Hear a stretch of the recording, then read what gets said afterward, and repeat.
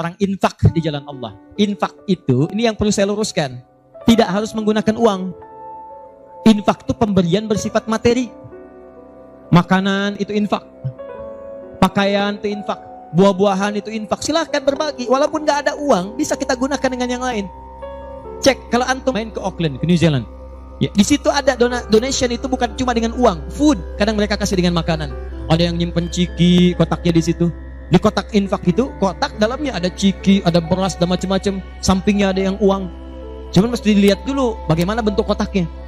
Ya, kalau kotaknya belahan kecil, itu pasti uang, bukan beras. Oh, ini beras nih, dibuka dulu karungnya, diginikan. Tidak, bukan. Silakan bebas. Ya, dan itu nilainya tinggi. Kadang-kadang antum lupa di majelis ilmu ada snacknya, walaupun cuma kurma dapat 2, bagi 1 dengan teman. Air misalnya tidak harus semua oleh antum. Bagi, begitu antum bagi langsung dituliskan 700 kali lipat paling minimal. Demi Allah saya katakan paling minimal 700 kali lipat. Makanya zaman Nabi itu ada satu keluarga yang berlomba tuh mendekatkan diri pada infak walaupun dirinya kekurangan. Agak aneh tuh cara berpikirnya. Ya, jadi kalau dibandingkan manusia sekarang nggak dapat tuh, nggak dapat.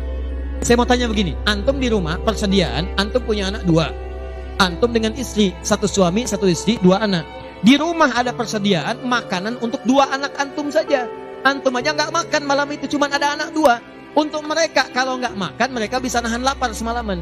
Tiba-tiba antum ditawarkan oleh seseorang, ada tamu nih, mau nggak dijamu di rumah? Bisa nggak?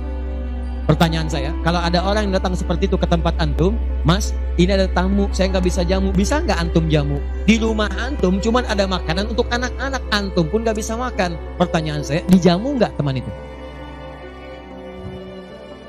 Kenapa diam? Hai ahli surga, kenapa diam? Lihat cara berpikirnya.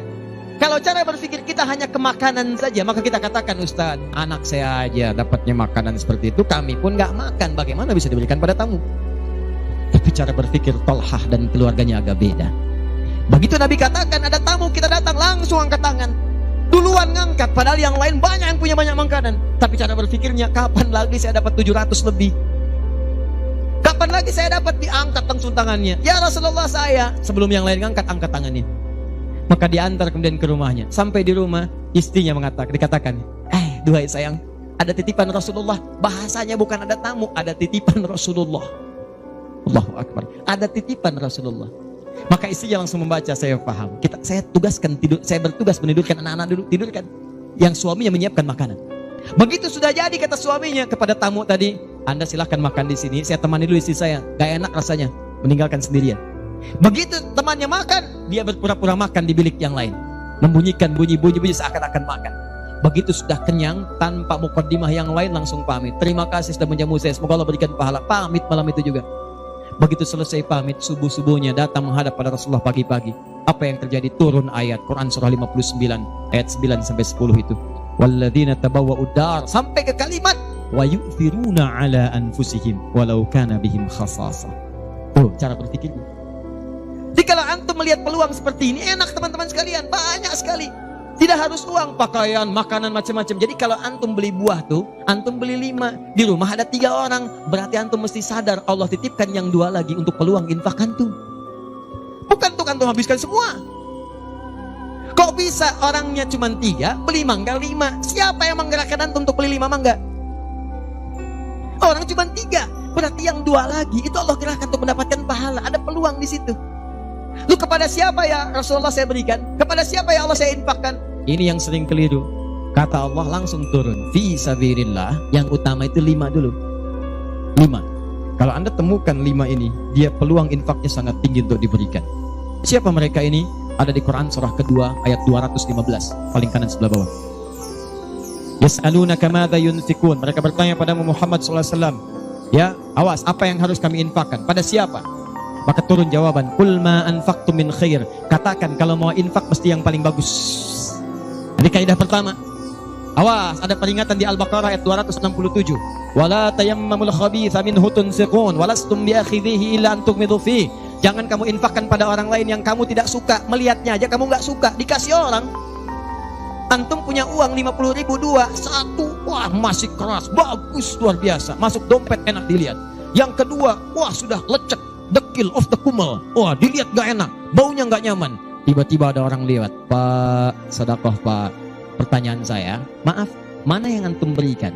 Yang lecek atau yang bagus? Tuh. Ingat, kalau urusan zakat mal, berikan yang bagus. Zakat mal, pilih.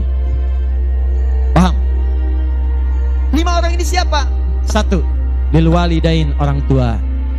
Ini orang tua ini gak pernah minta, jarang sekali. Cuman kita yang mesti paham. Kan sama, antum pun suka ngasih isyarat, mama, mama, mama, mama. Oh, mau makan, makan. Mama, mama, mama, mama, boneka, boneka. Antum setelah dewasa mesti paham. Kadang-kadang orang tua tuh gak minta, gak pengen nyusahin anaknya. Padahal orang tua udah susah, melahirkan susah, mengandung juga susah, merawat susah, menyusui susah. Sudah dewasa pun antum masih susahin juga. Kapan antum berbaktinya? Tapi kadang-kadang cuma nanya, nelpon apa kabar. Padahal di rumahnya itu Masya Allah lagi kurang beras. Beras kurang, listrik belum dibayar. Kirimkan, sebelum diminta kirimkan. Itu begitu antum kirimkan, demi Allah saya katakan. Di hadits Al-Bukhari, di kitab Al-Adabul Mufrad, bukan cuma mendapatkan lipatan pahala kalikan 700 lebih, tapi ridha Allah turun ke tempat antum pada saat itu. Kalau sudah turun, semua doa yang antum mintakan minimal akan dijawab pada saat itu. Itu rahasianya. Kalau dengan urusan orang tua itu udah gak usah pikir. Begitu mengatakan, nah gini-gini, datang aja mah. Walaupun gak ada, katakan, insya Allah mah selesai. Insya Allah, berusaha antum. Begitu antum dapatkan seperti orang tua mengusahakan untuk antum dulu, maka pahala dilipat gandakan, ridho turun seketika. Kejar. Wal aqrabin, kerabat terdekat. Kerabat dibagi 2. Ada yang tempatnya jauh tapi hubungannya dekat. Punya saudara sekandung, tinggalnya di Palembang, antum di Semarang. Ayo kirimkan. Anak bibi gak bisa nih pendidikannya, bantu, antum ada, bantu, nilainya tinggi. Jangan dikira ringan. Nih bagian kedua nanti kalau saya terangkan banyak nih. Tenang aja, kita masih sampai subuh. Bagian kedua saya ikutin deh. Antum jual saya beli. Ya, cuman saya beli sampai 9:30. Paham? Ayo akrabin. Yang kedua itu, maaf, golongan kedua akrabin bisa tetangga. Orang yang tidak ada hubungan famili secara mahram, cuma tetangga antum. Tapi kalau yang kedua ini, Allahu Akbar, indahnya Al-Quran. Cek oleh antum, silahkan cek. Walaupun beda agama, itu tetap ada peluang infak. Gak ada ketentuan ini kecuali di Quran. Gak ada aturan ini kecuali di hadis. Buka Quran surah ke-31 ayat 15, paling kiri sebelah atas. Ada anak muslim, orang tua belum Islam, belum dapat hidayah. Kata Allah, urusan untuk ibadah pisahkan. Orang tua jangan paksa, doakan dia, silahkan dakwahi. Tapi urusan dunia, wasahibhuma fid dunya ma'rufa. Wa in jahadaka ala an tusyrika bima laysa laka bihi ilmun fala tuti'huma. Urusan ibadah masing-masing, kalau diajak-ajak enggak usah ditaati, tolak dengan cara yang lembut. Tapi kalau urusan dunia, bagi. Antum muslim, orang tua belum Islam, antum punya kelebihan. Uang agak banyak, melimpah, makanan ada, bagi. Kata Allah, jangan lihat kemudian kepercayaannya karena dia belum muslim. Bagi. Indah teman-teman sekalian. Dan itu ada pahalanya. Begitu antum berikan, masuk yang halal. Begitu halal masuk, kan haram keluar. Kan cara berpikirnya begitu. Halal masuk, yang haram keluar. Begitu keluar, sekat di hatinya terbuka. Karena yang haram itu saat masuk di hadis Muslim, haram masuk naktah sauda, noda hitam. Noda menutup.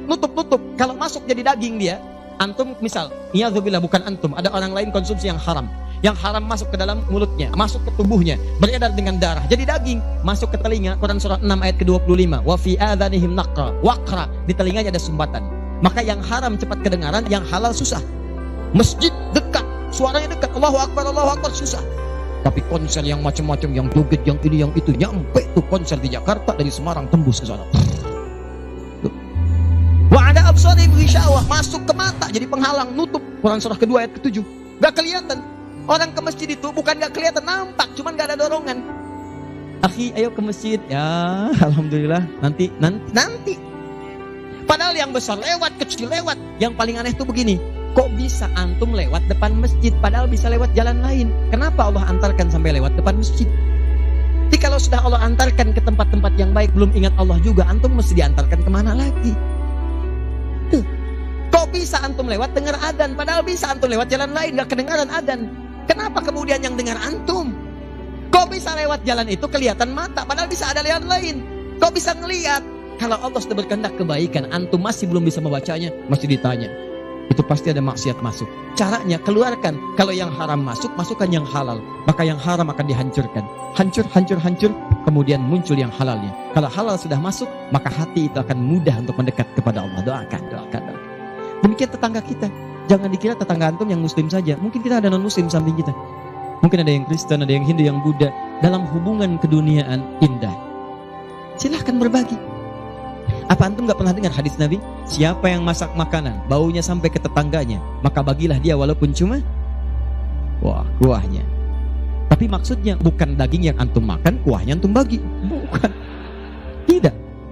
Maksud hadis itu walaupun cuma masak kuah, bagi juga supaya dia tidak negatif thinking, tidak salah paham. Antum gak ada ayam, adanya singkong, cuma dimasak bumbu opor.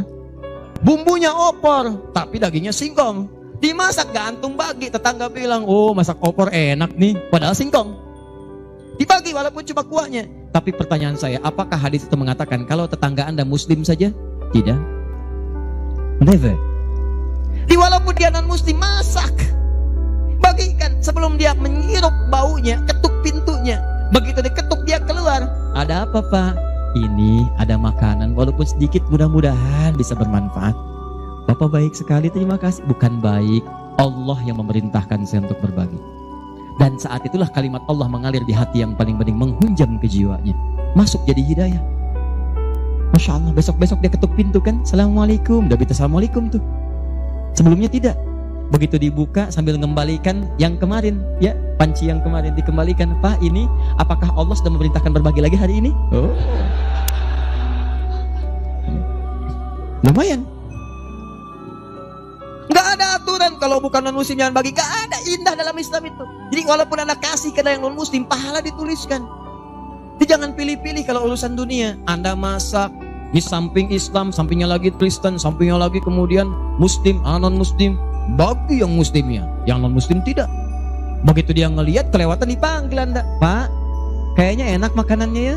Memang enak bu, cuman sayang ibu kafir. Oh, kok begitu? Gak ada. Jadi bagi teman-teman, silahkan. Dan pahalanya ada, indah. Cuman di kita tuh, coba lihat aturan-aturan. Antum bang aja deh, kita fikirnya kumpulin lagi. Bab tumbuhan, sekarang kan lagi musim rambutan ya. Rambutan. Tuh, antum di pekarangan ada rambutan, tumbuh. Pohon rambutan, pekarangan antum. Cuman sayang buahnya ke tetangga antum. Bus ke sini. Maka dalam kaidah fikih disebutkan hakun mushtarak. Ini hak bersama antara antum dengan tetangga. Kenapa? Karena antum keluar rumah kelihatan cuman pohonnya, dia keluar rumah kelihatan buahnya. Dan yang paling menarik, dia udah lihat buah, daunnya jatuh ke bawah. Dan kadang buah jatuh ke sini, membuat dia kesulitan. Awas, jangan sampai dia cuma ketiban sampahnya saja, antum kedapatan buahnya. Naik ke pohon rambutan, nggak boleh. Apa yang harus antum lakukan? Datangi dia, ketuk rumahnya, sampaikan, Pak, maaf, saya cuma mau ngasih tahu, itu ada pohon rambutan. Iya, saya juga tahu, punya bapak kan? Bukan, itu memang pohon saya, cuma buahnya merambat ke tempat bapak. Terus, itu hak kita bersama. Bapak nggak usah minta, begitu inginkan ambil aja, silahkan dapatkan. Aturan dari mana itu? Ini Rasul saya yang mengajari, Nabi Muhammad SAW. Bapak keluar lihat buahnya, saya keluar cuma lihat pohonnya. Kalau bapak pengen ambil aja. Wah hebatnya Islam, terima kasih pak. Insya Allah, udah insya Allah tuh. Nanti saya ambil, ya pergi tuh, ambilin. Dan kita senang lihat ya, begitu diambil pahala. Setiap satu buah 700 pahala. Setiap satu buah 700. Masya Allah, luar biasa. Dan dia kan gak paham fikih, belum masuk Islam. Besoknya ayam antum main ke tempat dia, ayam. Dia kira hukum ayam sama dengan rambutan. Nabinya umat Islam baik banget. Kemarin ngirim rambutan, sekarang ayam.